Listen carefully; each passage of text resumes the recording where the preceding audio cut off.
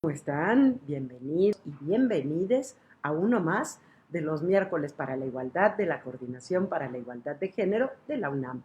Yo soy Sandra Lorenzano y a nombre de nuestra coordinadora, la doctora Tamara Martínez Ruiz, les doy la bienvenida. Y hoy fíjense que vamos a hablar de un tema serio, preocupante, que es el tema de la migración. Se dice que en este momento hay alrededor de 270 millones de personas migrantes en el mundo. De ellas, cerca del 50% son mujeres. Se habla de una feminización de la migración. Algo similar sucede con la migración que pasa por nuestro país, por México. Tanto la migración que viene de Centro y Sudamérica por la frontera sur, como nuestra propia migración que va hacia la frontera norte para llegar a los Estados Unidos. Esta migración para las mujeres es mucho más riesgosa que para sus compañeros varones. Se dice que 6 de cada 10 niñas y mujeres que pasan por el territorio mexicano son violadas. Imagínense el grado de violencia al que están sometidas. Por eso le dedicaremos la mesa de hoy al tema de la migración, pero sobre todo, cómo se cuenta la migración, cómo se narra la migración. Y para ello tenemos dos invitadas muy especiales. La primera, la periodista y cineasta mexicana Daniela Rea, que ha trabajado muchísimo sobre el tema de las migrantes en nuestro país. Y la segunda es una antropóloga colombiana, quizás la antropóloga más connotada en temas de género y violencia. Ella es María Victoria Uribe. Y moderará la mesa una queridísima colega española de la Universidad Autónoma de Madrid, especialista, por supuesto, también en género. Ella es Carmen de la Guardia Herrero. Y yo, después de esto, me despido y me quedo escuchando esta interesantísima y tan importante conversación. Muchísimas gracias por acompañarnos. Hasta luego.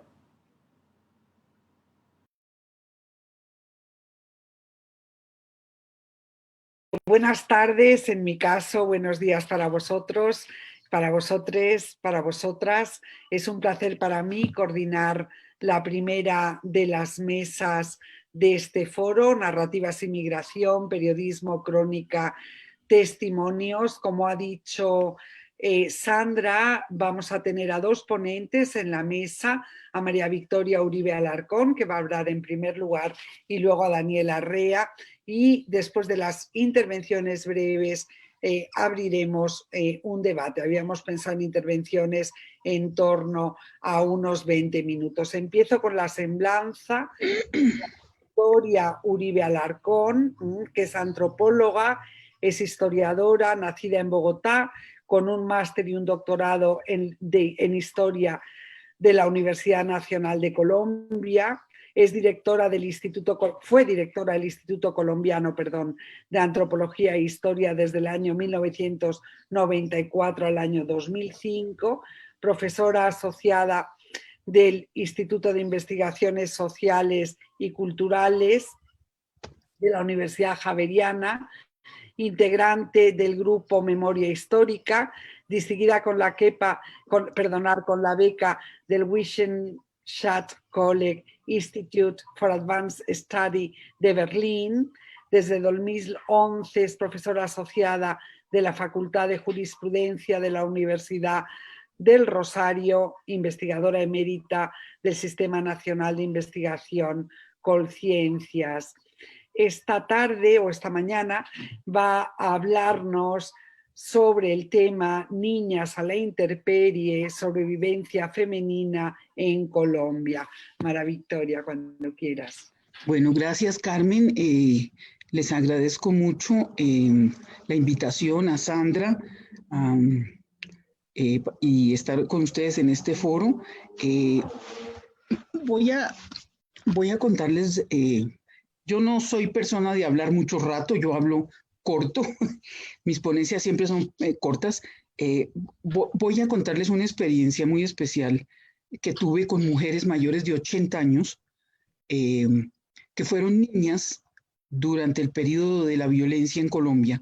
Es decir, fueron niñas cuando ocurrió esa violencia tremenda, fratricida, que fue en los años, básicamente, años 50 y 60 del siglo pasado.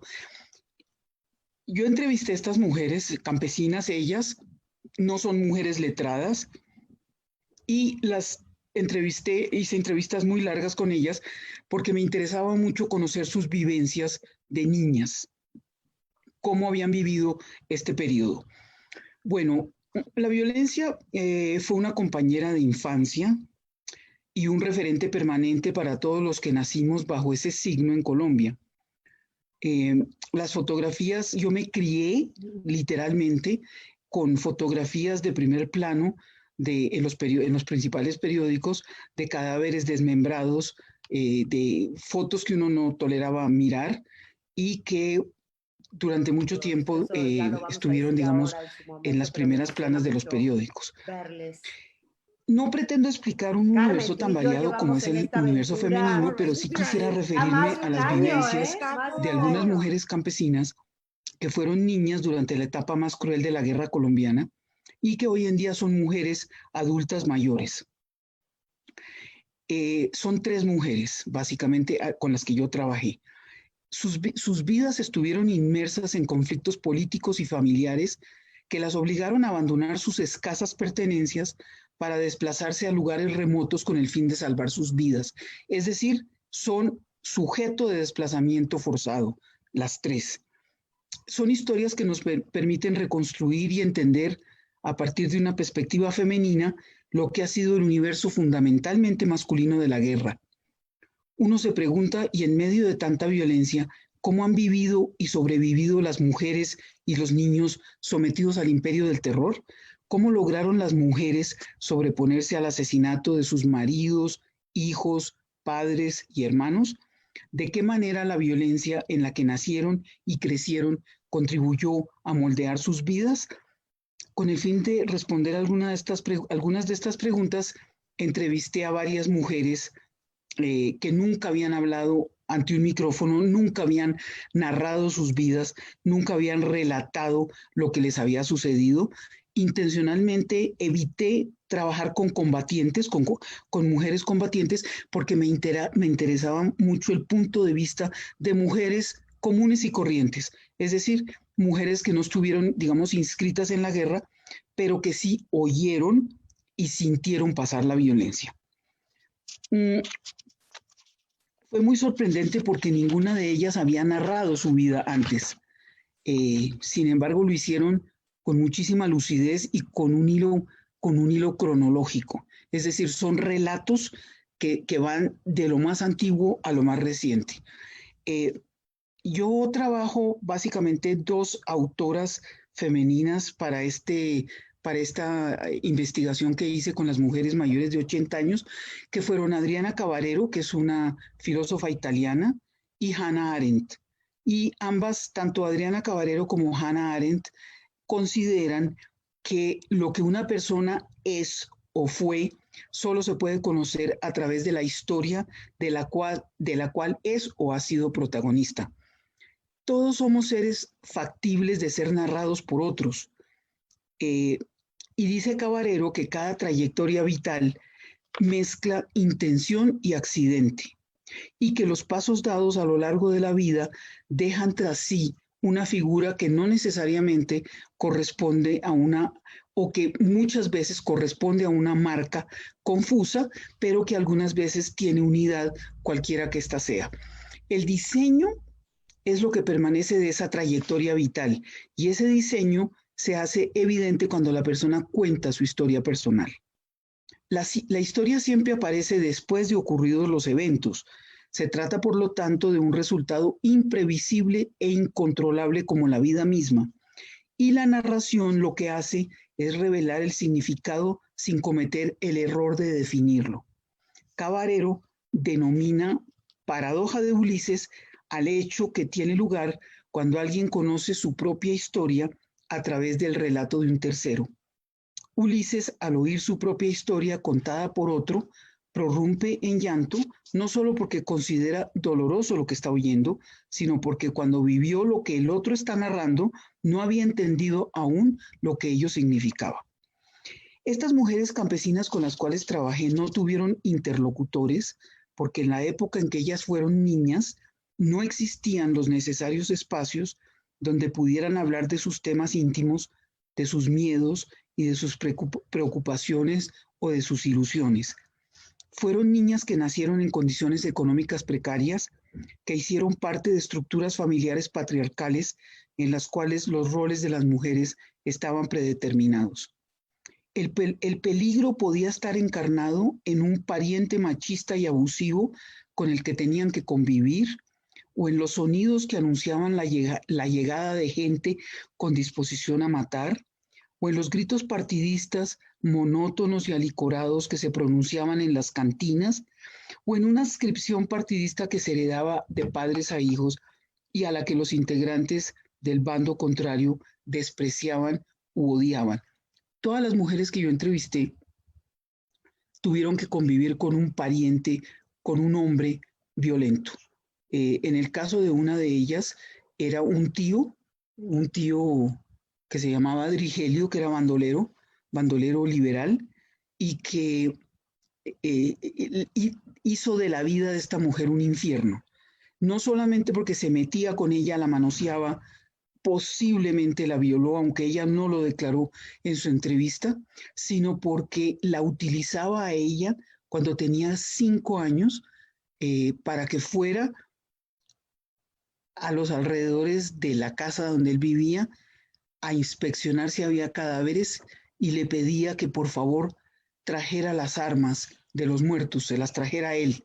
Entonces, ella de niña, los recuerdos de ella de niña son unos recuerdos muy lacerantes, muy vinculados, digamos, a ese papel que le asignaba el tío.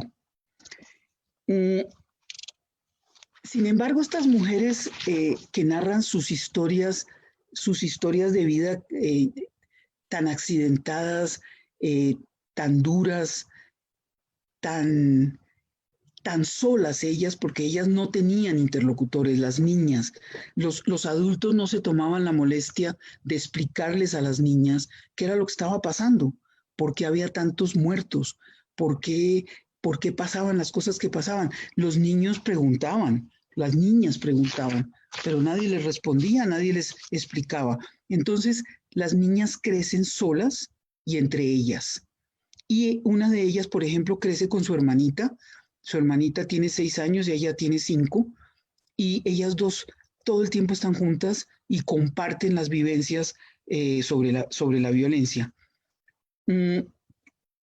Yo utilizo mucho, me inspiro mucho en el ángel de la historia de Walter Benjamin, porque es una figura muy patética, es una figura muy triste, es un ángel desolado que mira hacia atrás y ve las ruinas del pasado y sabe que no puede hacer nada, que no puede remediar lo que ha pasado, y al mismo tiempo es un ángel que lo impulsa el viento del progreso contra su voluntad. Y un poco las figuras de estas mujeres son para mí eso, son mujeres que miran hacia atrás, hacia el pasado, hacia las ruinas de sus propias vidas, no pueden remediarlas, son cosas que ellas vivieron, quisieran remediarlo, pero no hay nada que hacer. Y por otro lado, se ven arrastradas, digamos, por el viento de lo que Walter Benjamin llama el progreso. Estas mujeres, una de ellas es una rebuscadora, es decir, es una mujer que no tiene una profesión, nunca estudió, y ella se improvisa como peluquera, se improvisa como lectora de naipes, se improvisa de 1000 formas y sobrevive y pasa por una cantidad de vivencias muy duras, y ella sigue adelante. Algo que me llamó muchísimo la atención, porque no es una mujer que podamos decir traumatizada en el sentido en que lo dice el psicoanálisis, en el sentido de tener unas vivencias atrapadas que no ha logrado socializar, que no ha logrado eh, eh, simbolizar y que regresan y regresan. No, estas mujeres, a pesar de las vivencias tan violentas, tienen la capacidad de incorporar esas vivencias en su vida cotidiana y seguir adelante con su vida. Y ahí viene, traigo a colación un concepto de la antropóloga hindú Devina Das, que al estudiar las violaciones masivas de mujeres en la partición entre India y Pakistán, ella acuñó un concepto que me parece muy brillante y muy interesante para, digamos, para analizar estos casos. Ella habla de conocimiento envenenado. Ella dice que estas mujeres que fueron violadas, no una, ni dos, ni 10, muchas veces, incorporan esas vivencias violentas y como si se hubieran tragado un veneno, pero ese veneno no las mata, ese veneno les permite seguir viviendo y entonces ellas viven con esas vivencias que las tienen ahí muy presentes, pero que al mismo tiempo no las paralizan. No, digamos, no, esas vivencias no les impiden a ellas seguir adelante con sus vidas. Entonces yo utilizo mucho, digamos, ese concepto de conocimiento envenenado y me parece muy útil para analizar todas estas vivencias de las mujeres que son desplazadas de manera violenta, que pierden sus pertenencias, que tienen que abandonar sus casas, que tienen que salir corriendo porque el terror las espanta. Bueno, en las narraciones de estas mujeres que son ya pues muy mayores, yo encontré algunas memorias traumáticas, pero también encontré memorias domesticadas y memorias acomodaticias y también memorias a medias y grandes silencios. Es decir, ellas callan lo que no quieren contar y lo que callan generalmente tiene que ver con la sexualidad. Lo que callan generalmente tiene que ver con los manoseos, el acoso y las violaciones. Algunas hablan de ello pero de manera metafórica. De manera metafórica, nunca de manera directa. ¿Por qué me interesaba tanto el caso de estas mujeres y sus narraciones respecto a las vivencias que tuvieron como niñas? Porque los hombres, yo he trabajado casi siempre con hombres, he trabajado con perpetradores, con paramilitares, con homicidas.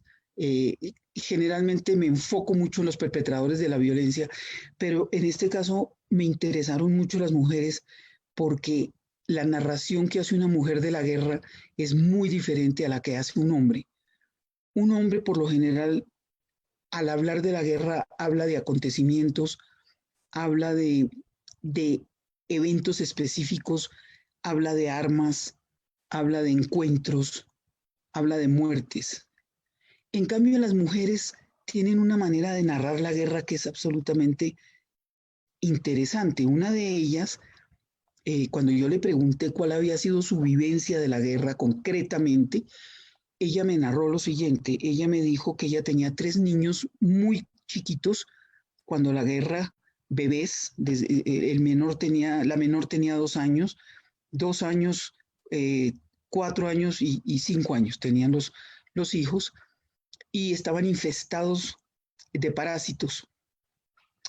Y ella, esto es en medio de los enfrentamientos y de los asesinatos, ella andaba buscando un purgante para purgar a sus niños y el único dispensario de drogas que había no le quiso dar purgante, porque eso lo habían guardado para otra gente y ella pierde a la bebé más pequeña, se muere.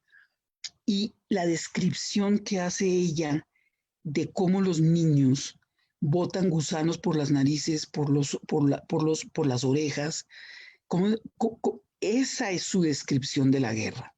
Esa a través del cuerpo de sus hijos. Es decir, lo que ella nos está narrando es su vivencia de la guerra, pero a través del cuerpo de sus hijos. Eso me pasó con las 3 mujeres. Metáforas e hipérboles. Es decir, utilizan metáforas, utilizan hipérboles para referirse a los eventos violentos. Y eso es muy interesante y me parece que es bastante femenino. No sucede eso con los hombres. Los hombres hablan directamente de los acontecimientos, es más, se ufanan de los acontecimientos. Las mujeres tienen un relato eh, oblicuo, digamos.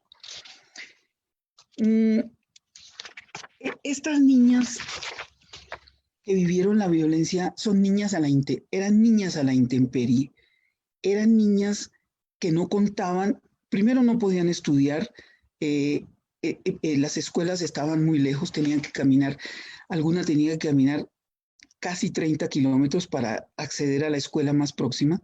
Entonces, ellas no van al colegio, o sea que no tienen espacios de sociabilidad, no tienen cómo encontrarse con otros niños y cómo construir una cultura infantil. Ellos trabajan desde que tienen 4 años, cargan el agua, los mandan los despiertan a las 4 de la mañana, tienen que cargar el agua, tienen que cortar la leña, tienen que ordeñar las vacas, tienen que poner a hacer queso, tienen que poner la leche para hacer el queso. Es decir, ese concepto burgués que tenemos normalmente nosotros, la gente privilegiada en las ciudades de la infancia, eso es un concepto totalmente inoperante cuando uno trabaja con mujeres campesinas. No hay infancia. Están vinculadas a las labores de trabajo desde niñas y no tienen juguetes, por ejemplo. Yo les pregunté por sus juguetes, no tienen juguetes, no tienen manera de recrear un mundo fantasioso, digamos, sino que tienen que estar todo el tiempo cumpliendo con unas labores que les asignan los padres.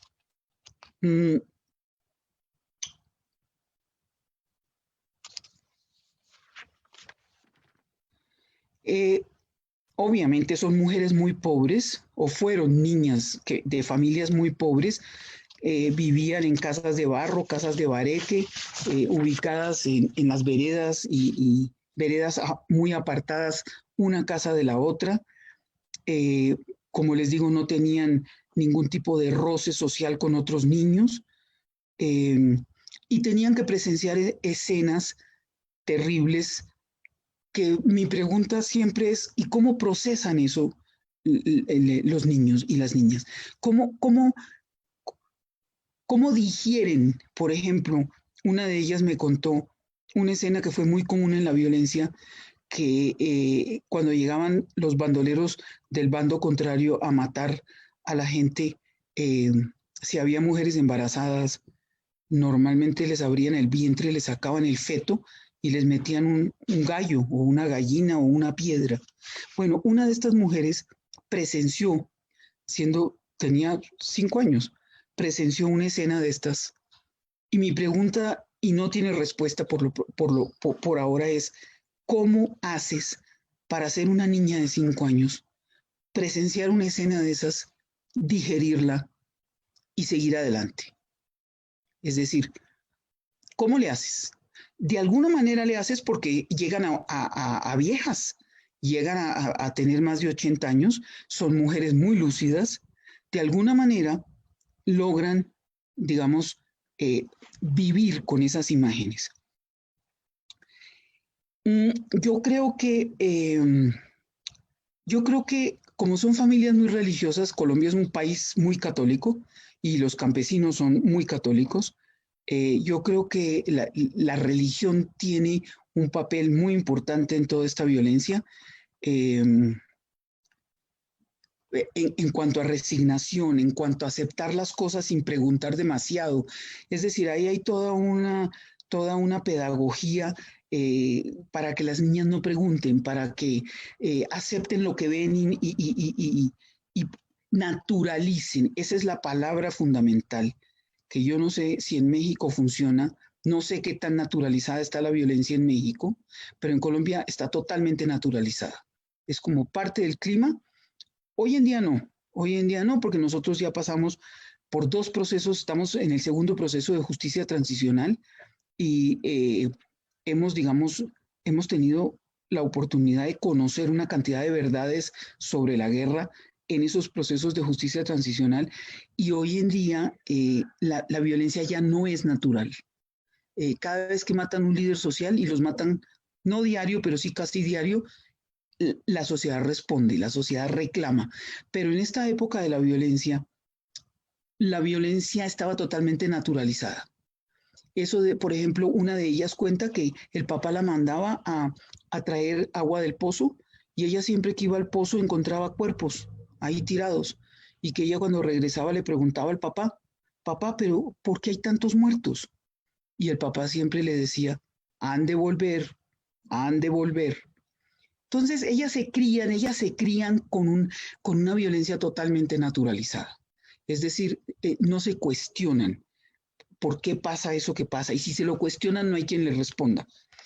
Entonces, digamos, un poco ese es me parece a mí el abismo, ¿no? El abismo en las vivencias infantiles de todas estas mujeres, la imposibilidad de encontrar respuestas. Entonces crecen sin respuestas. Simplemente se tragan toda esa violencia, la incorporan en sus vidas y siguen adelante.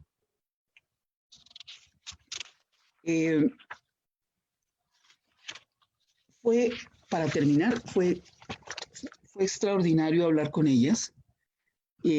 Fue extraordinario conocer sus vidas de cerca y constatar esa capacidad femenina de sobreponerse y de seguir adelante.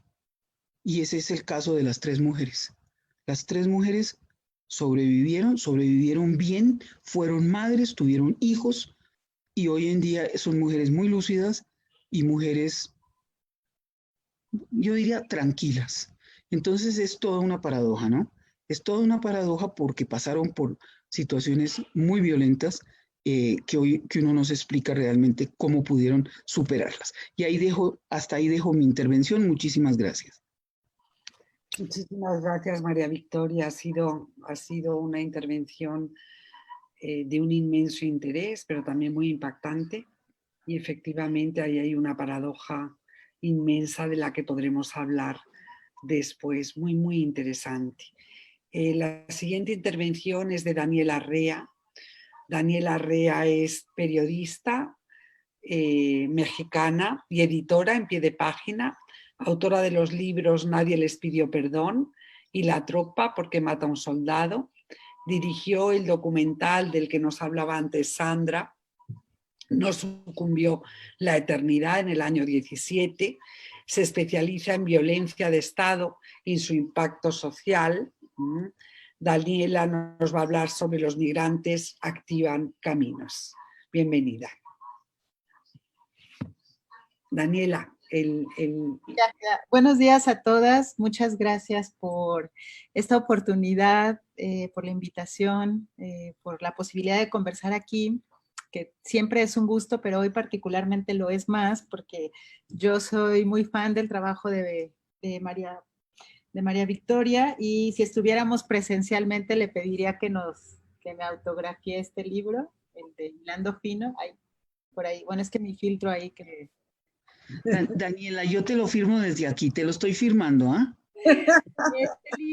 Porque este libro para mí ha sido muy fundamental en mi oficio como reportera, sobre todo en la posibilidad de cómo escuchar los relatos, ¿no? Que además es parte de lo que nos acaba de compartir en esta mañana María, y decirte, María, que el libro que no tengo aquí, pero que acabamos de publicar, que se llama Ya no somos las mismas y aquí sigue la guerra, que es un libro que editamos en pie de página, que busca contar estos años de violencia estatal desde el cuerpo de las mujeres. Tuvo muchas tuvo influencias, entre ellas el trabajo de Svetlana Alexievich, el trabajo que se hizo en una comisión de la verdad en Colombia. Bueno, no era necesariamente una comisión de la verdad, pero fue un ejercicio de trabajo de memoria de 100 mujeres que habían vivido el conflicto, que es un documento además muy precioso porque están los testimonios, pero además está el proceso, la metodología de cómo se fueron recuperando estos testimonios por mujeres de las mismas comunidades, y está tu trabajo. ¿Me repites el nombre del libro, Daniela, por favor? Mira, no recuerdo, pero es un... No, el tuyo. Ya no somos las mismas y aquí sigue la guerra. Ok, gracias. Y bueno, en ese libro que tenía esa influencia de Svetlana Alexievich, lo que acabo de comentar del trabajo de testimonios de mujeres de Colombia y el tuyo en particular, tu trabajo en particular, este libro de Hilando Fino, Voces Femeninas en la Violencia, nos ayudó mucho como para pensar por qué es importante contarnos estos horrores, ¿no? O estas historias, o estos años, o estas experiencias desde el cuerpo de las mujeres, desde la experiencia de las mujeres, y por qué eso cambia completamente la narrativa y nos ilumina espacios que no estamos mirando cuando hablamos desde otros lugares, ¿no?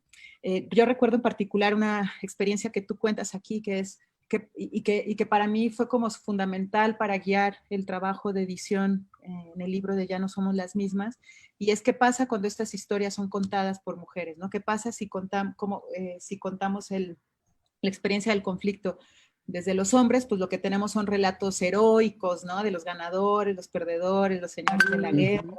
En cambio, si contamos esta historia desde el relato de las mujeres, lo que tenemos es la historia de una mujer que camina con su hijo que está siendo desplazada de manera forzada por el conflicto y que va cargando a un hijo moribundo, ¿no? Y ese ejemplo que tú planteas en ese libro, María, me parece que fue como así, como correr las cortinas, ¿no? Del mundo y decir todo lo que podemos iluminar de nuestras historias, de nuestra experiencia, escuchando desde los cuerpos de las mujeres. Y pues en ese sentido, muchas gracias, María, por tu trabajo. Somos un grupo de periodistas que estamos muy agradecidas porque nos ayudó también, nos acompañó a hacer nuestro trabajo, y pues muchas gracias también por la invitación, porque estoy aquí ya de súper fan, que escucharte ha sido casi como, bueno, no, ha sido una cátedra en vivo.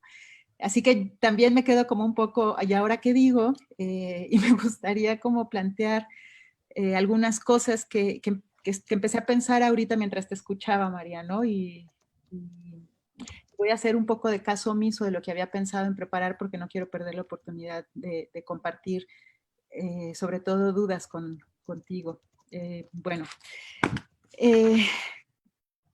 es muy interesante, planteas, María, como dices que ninguna narró su vida antes, ¿no? De las mujeres con las que tú trabajaste. Y eso me hace pensar en como que mientras te escuchaba con eso, ¿no? De ninguna narró su vida antes, encontré memorias domesticadas, acomediaticias y silencios. Eso me hace pensar y me puso a pensar en cuál es el papel que puede hacer, o sea, qué es lo que el periodismo puede aportar para que estas historias, ¿no? Que no habían sido antes contadas o que se encuentran en esa combinación de relatos domesticados por fuera, pero a veces también por dentro, acomodados o en esos silencios, para que esos relatos puedan tener un lugar, ¿no? Nuestro trabajo como periodistas justamente es abrir espacios para que estas voces sean escuchadas, ¿no? O uno de nuestros muchos oficios como periodistas.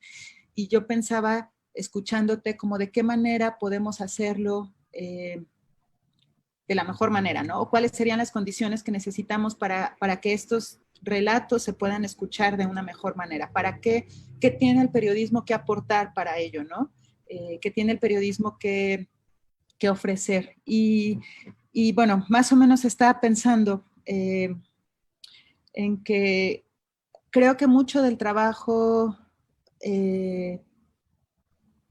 recientemente en México, bueno, en los últimos años en México, empecé a sentir un agotamiento a lo que era el periodismo testimonial, ¿no? Como que de repente, por el horror de la violencia, empezamos como periodistas, a contar muchos los testimonios de estas violencias, ¿no? En parte porque nos íbamos a acercar a esos lugares y en parte porque las mismas personas que fueron víctimas de esa violencia salían a las carreteras, llegaron y se plantaron frente a los edificios gubernamentales para decir, nos tienen que escuchar, ¿no?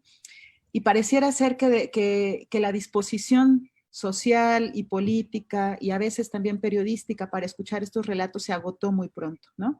Como que nos cansamos de escuchar las historias, de alguna forma sentimos que una historia de desaparición era la misma historia de desaparición que habíamos escuchado 10 años antes o 3 años antes, y creo que empezó a perder como un poco de impulso el periodismo testimonial.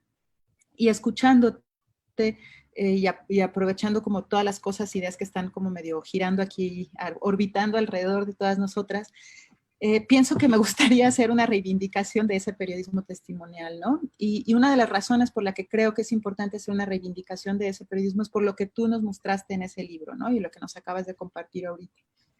Esos relatos nos ayudan a iluminar experiencias y lugares del mundo que probablemente no habíamos escuchado y no habíamos conocido antes, ¿no? Y creo que justo en esa urgencia o en este momento en el que estamos cada vez más en nuestros mismados, en nuestras propias realidades, en nuestras pantallas, en lo que podemos ver detrás de nuestras ventanas, es imperioso que podamos escuchar esos testimonios que nos abran realidades que no estamos compartiendo, que no estamos, que no estamos como teniendo interés en ellas, ¿no? Y creo también que este constante acercarnos a las personas, y además creo que caemos en el error de sentir que ya escuchamos y que ya entendimos una historia cuando vamos en la historia 325 de la desaparición, ¿no? Y me parece que al contrario, escuchar con atención estos relatos nos van ayudando no solo de alguna forma encontrar patrones, pero también de alguna forma encontrar anomalías, ¿no? Y esas anomalías nos abren otros caminos de búsqueda. Entonces, me parece que, o no anomalías, sino cosas que no son patrones, ¿no? Como lo contrario a un patrón. Y creo que en ese sentido, por eso es importante seguir escuchando sus relatos también, ¿no? También creo que es importante seguir, ¿no? Seguir teniendo curiosidad y escucha a estos relatos de quienes han sido víctimas de violencia, porque como periodistas, y esto es algo que he aprendido en los últimos años y de lo que he sido un poco más consciente, nuestros marcos éticos se construyen en la medida en la que nosotros estamos teniendo interlocución con estas personas que nos van diciendo cómo sí quieren ser escuchadas, cómo no quieren ser escuchadas, que nos van poniendo límites, que nos van diciendo, no sé, las formas, pues, ¿no? Nos van enseñando pues sí, con la disposición de tener encuentros con nosotras. Recuerdo que uno de los textos que escribimos en ese libro de Ya no somos las mismas, de aquí sigue la guerra, es un texto que habla sobre las mujeres que buscan a sus desaparecidos en fosas y las antropólogas que acompañan, ¿no? Y una de las antropólogas que entrevistamos, que es Carolina Robledo, ella nos decía que alguna vez presentó una exposición súper interesante sobre su trabajo de campo y en algún momento puso el término la basurización de los cuerpos, ¿no? Y que es un término que espacios académicos tiene mucho sentido, pero que al finalizar la presentación se acercó una mamá y le dijo, oiga, de alguna forma le dijo, yo sé que lo que hacen con ellos es terrible, yo sé que lo que hacen con ellos es convertirlos en basura, pero es muy fuerte esa palabra, ¿no? Para nosotros no son basura, para nosotros son nuestros hijos, ¿no? Y ese lo retomo como un ejemplo de cómo estas relaciones constantes con estas personas son justo lo que nos permiten ir trazando un marco ético, vivo y en constante aprendizaje que nos permita cada vez más como darnos alguna explicación de los tiempos que estamos viviendo. Y cuando planteabas, María, ninguna narró su vida antes y estas memorias que estaban domesticadas, acomodaticias y silenciadas, recordé algo que es una idea que a mí me ha inquietado, como sobre todo creo que este último año he estado pensando mucho en eso, y que tiene que ver con el qué se necesita para que nazca una voz, ¿no? Para que se enuncie una voz. Y en ese sentido, nuestro trabajo como periodistas, ¿qué tiene que hacer para ello? Y pensaba en eso porque si bien una de las cosas que se necesitan es prestar la escucha, ¿no? ¿Cómo tendría que ser esta escucha, ¿no? Para que una voz pueda como enunciarse. Y pensaba como también que otras cosas pueden ser para que esta voz nazca.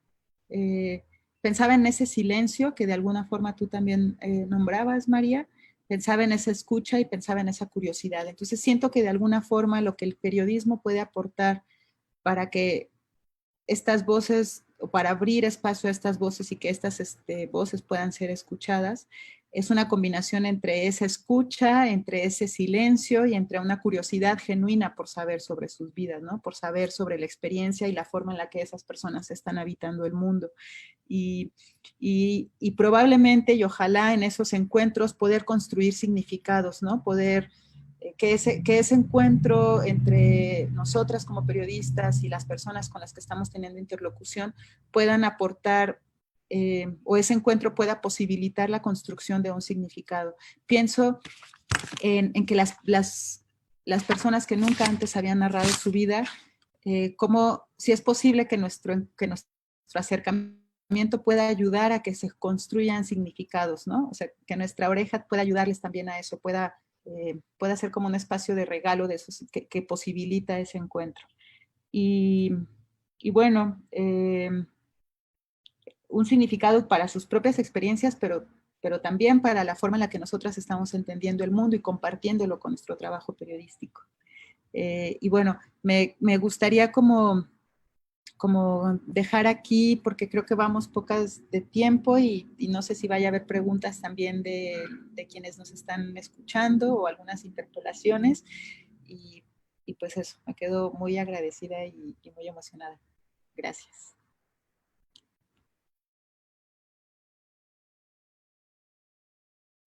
Voy a buscar tu libro. ¿Lo consigo por internet? ¿Tú crees el libro? ¿El tuyo? El libro se llama Ya no somos las mismas, y aquí sigue la... Es editado por mí, pero somos como 10 compañeras, bueno, como 20 compañeras entre una ilustradora, Alejandra Saavedra, fotógrafas y compañeras escritoras. Algunas son periodistas, otras son antropólogas, otras son poetas, otras son ensayistas. Ya. Ok, lo voy a buscar. Una cosita, en un par de meses va a salir un libro, se los voy a recomendar. Ahí les pongo en el chat. Se llama La violencia y su sombra, reflexiones desde Colombia y México.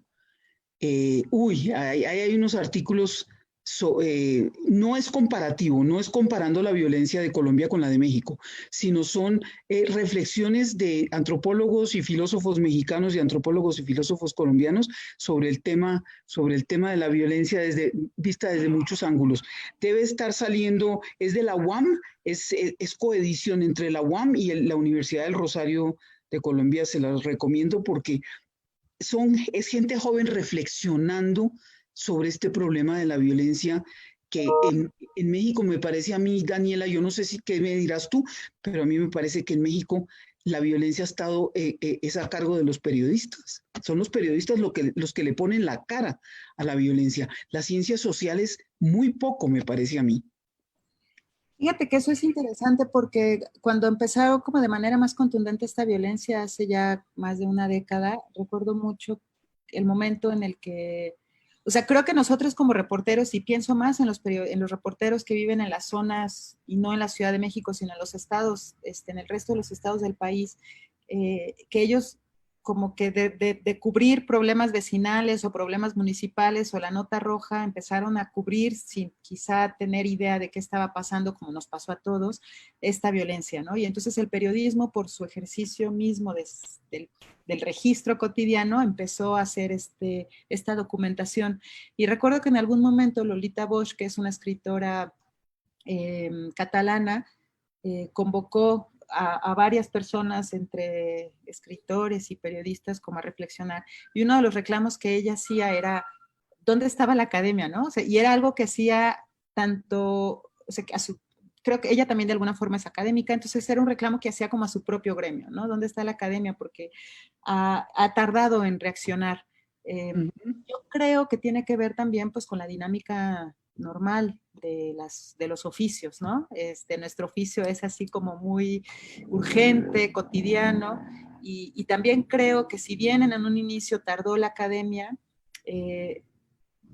con el tiempo empezó a construir, no sé, como ideas, reflexiones y marcos teóricos que a nosotros como periodistas en estos momentos nos están siendo muy útiles para darle sentido a todas esas cosas que vemos de manera cotidiana, ¿no? Sobre todo, por ejemplo, los crímenes de desaparición es muy claro cómo el trabajo de las antropólogas, de las sociólogas, de las arqueólogas, de las psicólogas están abonando con la construcción de una teoría que a nosotros nos permite como un andamiaje en donde colocar el trabajo. Qué Eso bueno. es algo que agradecemos mucho.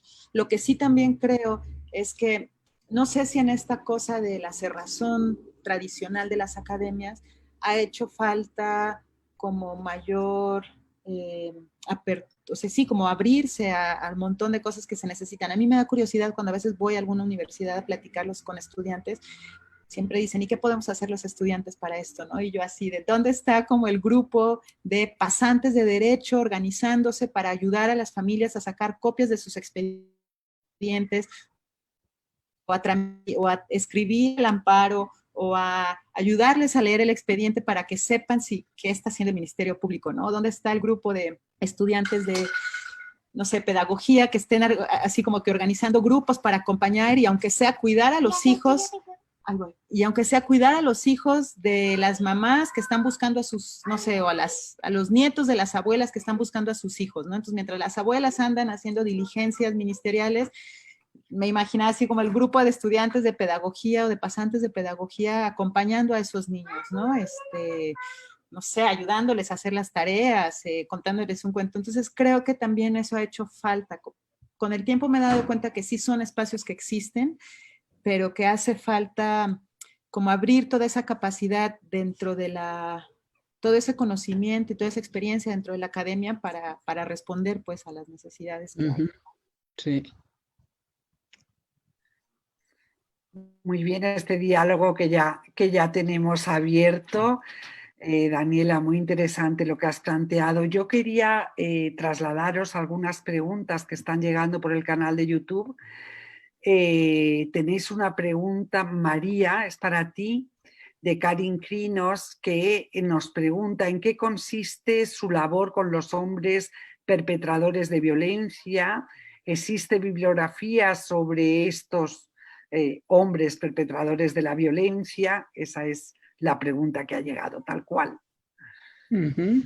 Uy, yo he escrito muchos libros y artículos sobre la mentalidad del asesino.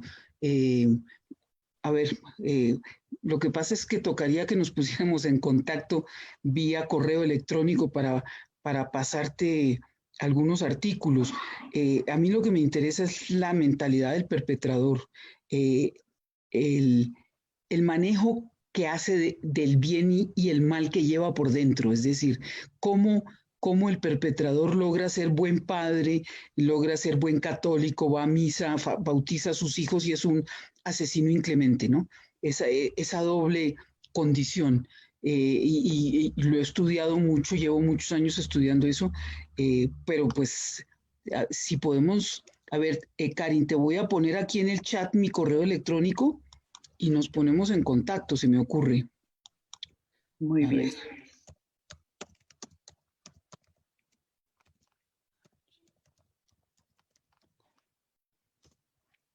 Muy bien, muchísimas gracias. Otra pregunta también para María, que es de Carmen Perilli, colombiana, y pregunta, me queda la inquietud sobre el juego que va más allá de los juguetes. ¿Acá no había ninguna forma de juego? ¿Me la repites, Carmen? Sí, lo que pregunta literalmente es, me queda la inquietud sobre el juego que va más allá de los juguetes. Yo creo que tiene que ver con aquella parte de tu intervención donde decías que las mujeres que estaban testimoniando ya de ancianas en esa niñez no tuvieron juguetes, no había juguetes. Sí. La de Colombia, no había ninguna forma de juego, aunque fuera sin juguetes. Sí, en el caso de las mujeres con las que yo trabajé, no. Ellas se involucran como fuerza laboral desde niñitas, hacen parte, digamos, de todas las actividades de la casa y no tienen, seguramente tienen algunos juguetes hechos por ellas mismas y hechos con trapos y con palitos y cosas de esas. Pero yo les pregunté, porque me interesaba mucho si había o no había juguetes, y por lo menos con las que yo trabajé no había juguetes. Tenían mascotas, tenían perros, tenían gatos, pero así que digamos un juguete, una muñeca, no sé, un carrito, no, dicen que no, que realmente desde muy niñas estaban haciendo labores muy duras. Entonces, sí, no hay tiempo para la infancia, para recrear, digamos, eh, lo que nosotros llamamos la infancia, ¿no? Sí, es que sí. Yo te quería preguntar, antes de pasar a preguntar a Daniela, a mí me interesa muchísimo que fueran mujeres mayores, me interesa muchísimo que fueran mujeres, que los testimonios fueran de mujeres, pero también me interesa mucho la edad. Yo trabajo con exiliadas mayores, siempre trabajo con testimonios y me interesa además esa última etapa de las vidas, no tanto el testimonio desde ese presente en el que narran hacia el pasado, sino en sí ese presente en el que narran, ¿no? Entonces tú dices que las veías mujeres, bueno, que habían sabido trascender y seguir adelante y allí, de hecho, grandes supervivientes porque han llegado a una edad muy adulta, ¿no? Pero de alguna manera hablarías en esos testimonios de esa vejez, no solo de esa niñez, acabarías, ¿no?, el recorrido en su vejez. ¿Alguna conclusión? ¿Ellas concluían o de alguna manera Sí. narraban? Sí, me interesa mucho esa parte, María. Sí, sí, claro que sí, porque es que los relatos son cronológicos y claro, yo los centro mucho en la infancia, pero ellas se vienen hasta el presente. Sí, una de ellas muy politizada, es comunista y es miembro del Partido Comunista y es una mujer que tiene un ideario político. eh, y la otra no, la otra es totalmente apolítica y es una rebuscadora que siempre se improvisó a sí misma. Sí, ellas llegan hasta la vejez y eh, y se quejan, sobre todo la que es comunista, la que es politizada, se queja del abandono absoluto en que el Estado los tiene, que no tienen pensión, que no tienen ningún apoyo de ningún tipo. Sí, hay una queja muy profunda hacia el Estado. Y de la otra no tanto, la otra se queja más bien de estar vieja, de ya no poder hacer ciertas cosas. Ella sembraba, por ejemplo, ella personalmente echaba asadón y ella sembraba, ella se queja de que ya no puede porque ya necesita que alguien le ayude. ¿Sí me entiendes? O sea, una habla muy de su condición física como mujer ya vieja y la otra está todo el tiempo reclamándole al Estado algo que el Estado nunca hizo. Sí, hablan de sus vejeces. Ahora, yo diría que en medio de todo ambas son vejeces tranquilas, en el sentido de una mujer que se puede sentar a relatar su vida de esa manera tan consistente, no es una mujer perturbada, ¿me entiendes? No es una mujer que logró sobrevivir. Como dices tú, Carmen, son sobrevivientes. Sí, eso lo has transmitido cuando lo has contado, ¿no? Ese espacio de tranquilidad, de mirada tranquila hacia el pasado, están ahí, han llegado ahí. Esa parte me ha interesado mucho. ¿Tenemos alguna reflexión, algún comentario más para Daniela? Que no sé si en este momento a lo mejor está, aquí estás, Daniela. Nos dicen que, literalmente te leo, estamos buscando que la cadena...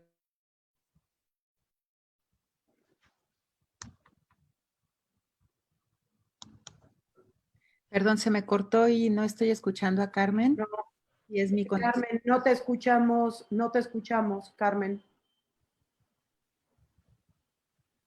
A ver.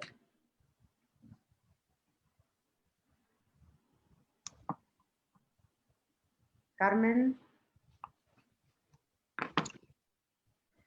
Bueno, mientras Carmen llega, transmito esa pregunta que aquí la tenemos.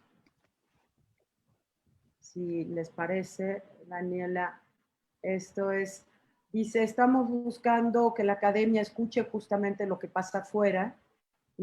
Nos importa muchísimo el trabajo del periodismo narrativo.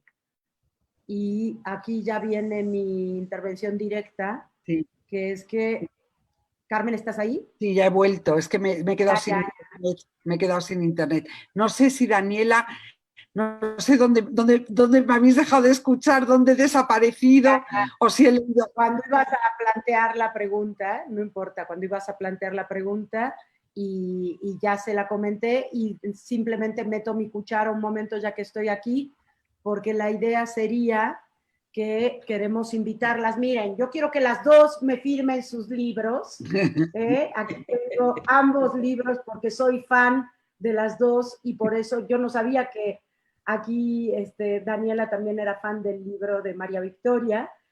Armé la mesa porque sentí que había afinidad, o armamos la mesa porque sentimos que había afinidad entre ambas, pero me da mucho gusto saberlo.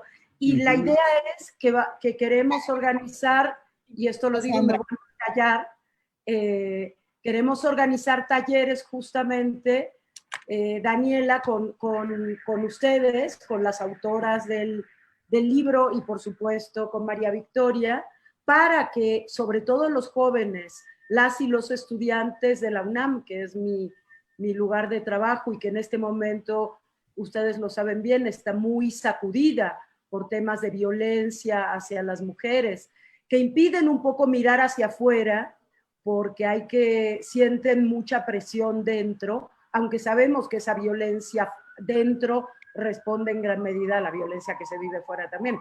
Finalmente, este patriarcado extractivista y depredador es el mismo. Pero bueno, simplemente para dejarlo apuntado ahí, que se trata de crear nuevos caminos en que la academia, las activistas, las artistas, finalmente logremos trabajar juntas, ¿no? Que me parece fundamental y ahí lo dejo porque son ustedes las que corresponde que sigan, chicas. Con la pregunta, muchas gracias. A mí me encantaría, Sandra, porque creo que es una alimentación mutua, ¿no? Y me encanta siempre retomar las palabras que le escuché a una amiga antropóloga, Valentina Glöckner, que trabaja justo con infancias migrantes, que dice esto de nunca pensamos solas, ¿no? Entonces, en la medida en la que conversamos con más personas, no sé, como que le salen ramitas a nuestro frijolito ahí que está en el algodón. Le entra oxígeno al frijolito. Sí. Y creo que sí es necesario, o sea, es necesario porque necesitamos la energía, el ímpetu, la furia, la curiosidad de las personas más jóvenes, de las estudiantes, y creo que también nuestra experiencia les puede ayudar mucho, ¿no? Y también necesitamos esa, no sé, yo le llamaría como sensible racionalidad de la academia que nos ayude a construir estos espacios donde colocar lo que encontramos en campo, ¿no? Yo el año pasado trabajé mucho en campo con otra amiga antropóloga, Marina Azagua, que tiene también un libro que les recomiendo mucho que se llama Retrato Involuntario. Y creo que fue una experiencia muy bonita en el sentido de que nos nutríamos, ¿no?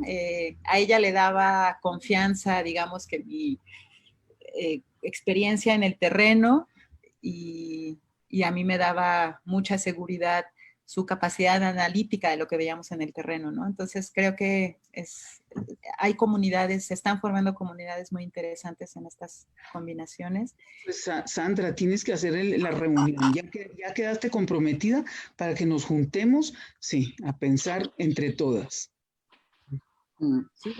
Sin duda lo haremos, lo estamos empezando a hacer ahora a través de estos medios y seguiremos haciéndolo en cuanto podamos juntarnos y seguir conversando en persona o así, todo, y conversando también a través de los textos y demás, que eso les quiero contar que van a estar, perdón Carmen, pero que van a estar en nuestro sitio web, entonces lo que quieran compartir de textos, de videos, de experiencias será una manera de alimentar también a esta comunidad muy diversa que está creciendo en torno al sitio web que se llama géneroinmigración.org y que estamos inaugurando hoy junto con el foro, pero que la idea es que sirva para todo eso. Así que, por supuesto, yo comprometidísima y feliz de poder tenerlas cerca a las 3. Ujú. ¿Alguna pregunta más? No sé si ha llegado. Es que he perdido el chat.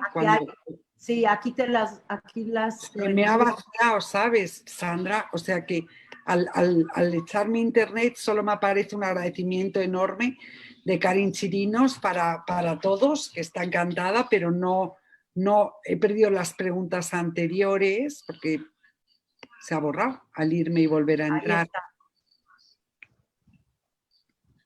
¿Te llegaron ahora? Por el chat no, ¿verdad? Ahora, sí, por sí, tu WhatsApp. ya está, ya estoy, gracias.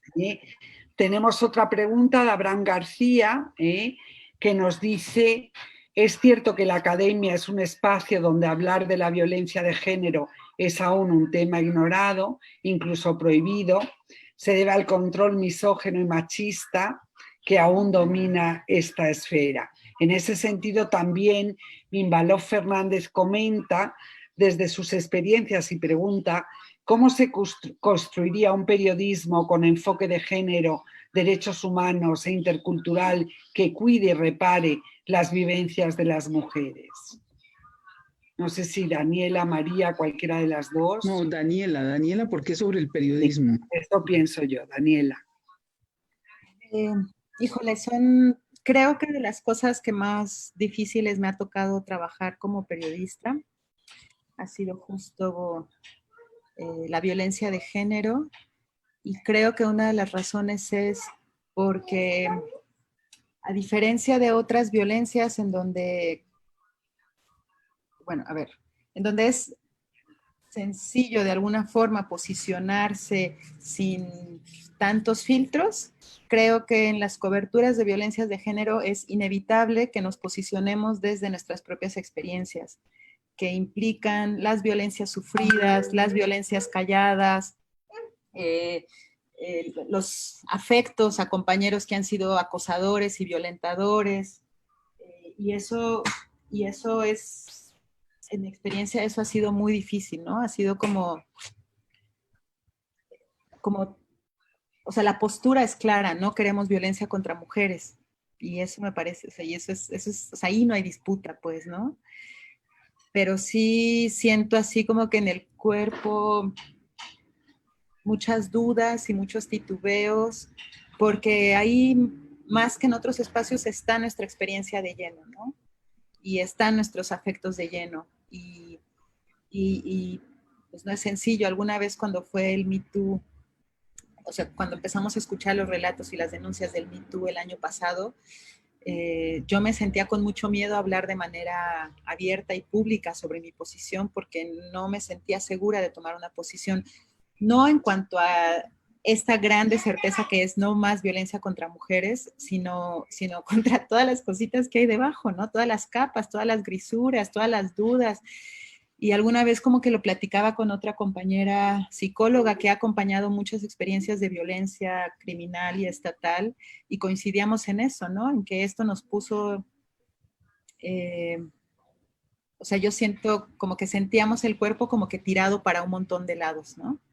Y yo no sé si eso sea, o sea, en mi experiencia esa es una de las cosas que hace compleja, o sea, complejos y difíciles estos acercamientos desde las mujeres, ¿no? Pensándolo como nosotras mismas, porque estamos reporteando o trabajando casos en donde, que también, o bueno, crímenes que de alguna u otra forma nos han cruzado, ¿no? Y pues eso no es sencillo, porque en ese sentido también a veces escuchamos historias que nos duelen o que nos enojan porque tienen que ver con nuestra propia historia, ¿no? No sé, eso es, la verdad es que me da mucha cosa como hablar en voz alta de todo esto, porque porque insisto, ahí están nuestros afectos y nuestras contradicciones también, ¿no? Y eso me quedo tartamudeante, más bien, en esta parte. Sí, sí. Yo me voy a tener que retirar, Sandra, Carmen y Daniela. Me quisiera despedir antes de irme y agradecerles muchísimo la invitación. Y por favor, Daniela, sigamos en contacto, ¿sí? Por favor, Sí. yo lo agradezco. Y muchas gracias, muchas gracias. Gracias. Muchísimas gracias, María Gracias, Victoria. María Un placer, No, a un ustedes, placer a de tu ustedes. parte, de verdad. Sandra, seguimos en contacto por el chat. Claro que sí, un honor haberte escuchado. Mil gracias. No, Mil gracias. a ustedes muchas gracias. Daniela, Daniela, había una preguntita más y así vamos cerrando ya la mesa, pero teníamos una pregunta más. ¿Sobre qué punto creen que se comparen las experiencias mexicanas y colombianas en el periodismo, además de los feminicidios? ¿Qué otros puntos de contacto pueden tener? Las experiencias mexicanas, sí. Y colombianas en el periodismo, en la manera de narrar la violencia. Bueno, yo creo que para nosotras como periodistas en México la experiencia colombiana fue fundamental. Yo me acuerdo mucho que en el 2007, 2008, cuando empezábamos con la red de periodistas de a pie, a la que convocan compañeras como Marcela Turati, Elia Baltazar, Telma Gómez, Mago Torres, Daniela Pastrana, en realidad justo empezábamos con estas dudas, ¿no? ¿Cómo entrevistamos a niños que fueron que quedaron huérfanos, o cómo entrevistamos a las viudas? Y para nosotros el trabajo en Colombia fue nuestra primera escuela, ¿no? En ese espacio de la red de periodistas de a pie se nos acercó el trabajo que había hecho una periodista que en ese entonces era corresponsal del País, Pilar, que había hecho un trabajo como fundamental con la escucha hacia los niños, una escucha no adultocéntrica y no revictimizante. Y también el trabajo que había hecho otra defensora de derechos humanos, Diana, que en ese entonces trabajaba con la ONU, si no me equivoco. Y yo creo que después de esas grandes lecciones, pasamos como al estereotipo de México se está colombianizando, ¿no? Y después fue Colombia se está mexicanizando, ¿no? Y entonces, creo que estas son posiciones como que caricaturizan en realidad experiencias bien complejas, ¿no? A mí me parece que es importante, quizá más que encontrar similitudes y diferencias así, en esto es igual y en esto es distinto, creo que es importante como ver en qué cosas nos espejeamos o en qué cosas resonamos, ¿no? Para mí todo el proceso de paz y de Comisión de la Verdad en Colombia ha tenido cosas muy gratas, como ver la posibilidad de que se puedan encontrar a personas desaparecidas, pero por otro lado ha dejado cosas que me generan mucho conflicto, que tiene que ver con qué vamos a hacer con los perpetradores, ¿no? Eso ha generado disputas fuertes en Colombia, también ha habido, porque no es una pregunta fácil, no es una pregunta a la que todos querramos entrarle como con honestidad, pues, ¿no? Y creo que también qué tan posible es la reinserción, o de qué estamos hablando cuando estamos hablando de reinserción, ¿no? O sea, todas esas cosas me parece que son experiencias en las que hay que espejearnos, ¿no? O sea, más que decir si México se está colombianizando o viceversa, como mantener una conversación constante, porque sin duda podemos aprender.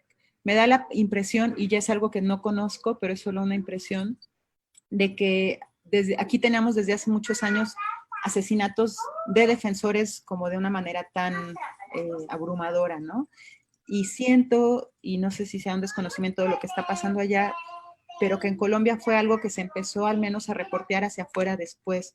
Y creo que esto tuvo que ver con el momento de los procesos de memoria y de paz y de repartición o regreso de territorios a las personas que fueron desplazadas, ¿no? Entonces, por ejemplo, ahí hay otro punto en común en el que habría que conversar, y quizá también podemos pensar eso hacia otros lugares. Digo, ahorita fue Colombia, pero Centroamérica, ¿no? Perú, Bolivia, ver de qué manera se están cruzando todas las formas de violencias que tienen que ver mucho con el despojo de los territorios, ¿no?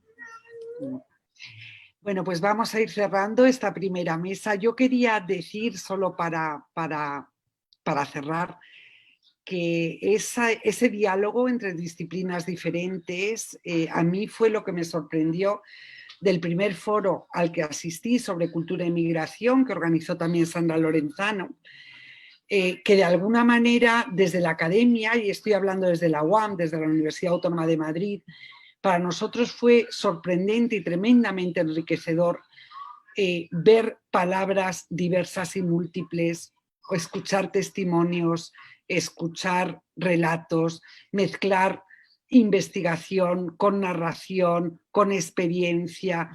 Creo que estos foros son necesarios para esa conversación constante de la que hablaba Daniela, de la que hablaba María, imprescindible para de alguna manera ir desbrozando poco a poco esos caminos tremendos y difíciles de la violencia.